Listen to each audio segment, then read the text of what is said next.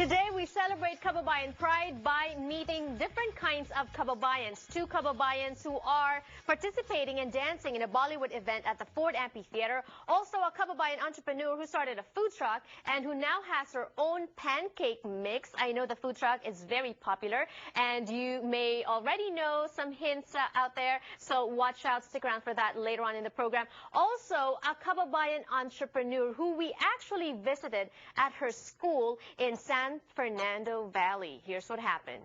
Wolfgang Puck and Fabio Viviani are two of the most recognized names in the food and restaurant industry. But working behind the scenes with these two popular chefs and restaurateurs is Culinary school owner and Kababayan chef Cecilia De Castro. He understood what I was doing. We started working together. That when he actually started the first restaurant, probably within a year he came here. We talked a lot, and I said, sure, I'll help you.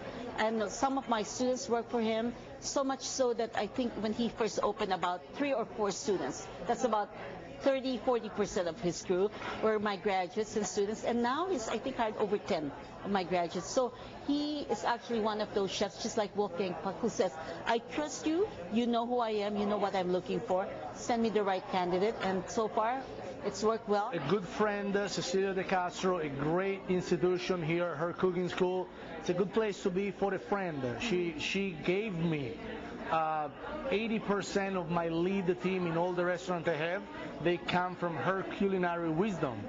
And so this is, for me, it's a good thank you for her to be here and help her creating income and awareness and everything for a great cause. At Chef Cecilia's Academy of Culinary Education, or ACE, in Woodland Hills, California, the Kapampangan trains a mix of students, those interested in cooking as a hobby, and those who want to turn the craft into a profession or livelihood.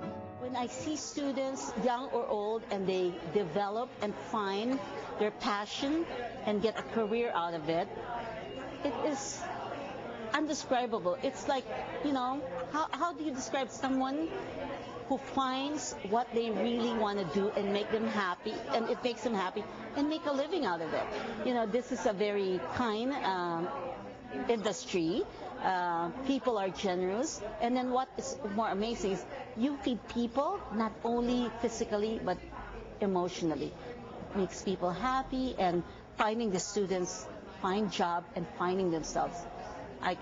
That's amazing. And as she seriously takes her self-mandated role of ambassador of Filipino cuisine, Chef Cecilia also makes it a point to teach her students about Filipino dishes and ingredients, mostly in fusion recipes, as her students are mostly non-Filipinos. Philippine cuisine we always include in the classic culinary program. I will always throw in a little pancit, a little lumpia, a little ice cream that is an unusual flavor, because my students always say, avocado ice cream, chef? Purple yam? Is that food coloring? And when they see me roasting or grilling the ube or purple yam, making it into ice cream with just a little sugar, a little egg, a little cream, they said, oh my God, it's a natural food coloring. And they never had ube ice cream or purple ice cream or avocado ice cream, and then trying the flavors of adobo, and they know adobo like a Mexican red sauce. I said, no, this is adobo, a braising technique in the Philippines, and you can do it with just about everything from vegetables like mushroom or kangkong or mustard green or turkey adobo brine. Yes, I think that was one of our first shows. And the mansitini. Now everybody is craving for calamansi. Did you know that calamansi is one of the hottest ingredients right now in the food industry? Even the chefs at Beverly Hills Hotel, Sunny, the chef of Wolfgang, his favorite ingredient now is calamansi. Aside from cooking and baking courses, ACE also offers shorter and themed cooking talks and demos. Top Chef Season 5 fan favorite Fabio Viviani kicked off ACE's Chef Series, where he did a demo of 2 of his favorite dishes and had a book signing after. Beautiful. Check this out. Now you got the perfect Italian great-grandmother pasta. Okay? So here's what we do. Just a little bit more flour like that, okay? Look at this. Can you make a burrito? Can you make a burrito? So why can't you make it roll? Can you roll? You're making a burrito.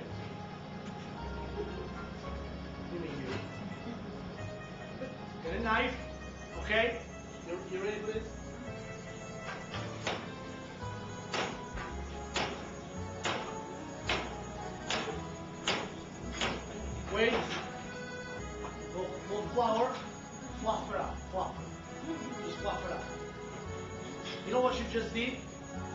You made fettuccine. I've always joked with him because he always teaches at the big schools and to big crowds, and at his restaurant. He teaches at his restaurant and he has 100 people.